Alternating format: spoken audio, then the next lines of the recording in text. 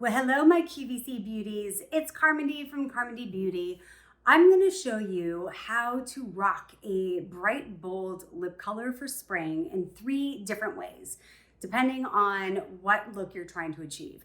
So I'm going to start with my Look Over Here lip crayon in Fire Coral, which is probably one of my favorite shades. It's very bold, but if you want to go a little lighter, you just put your finger on the top and just tap it onto the lips. So this creates a stain. So you get that beautiful stain of coral without having to fully commit to a bold lipstick. Now, if you are bold and you want to fully commit, you can go ahead and swipe that color onto the lips to get that really rockin' cool shade of springtime bold lip color. See that? Isn't that nice?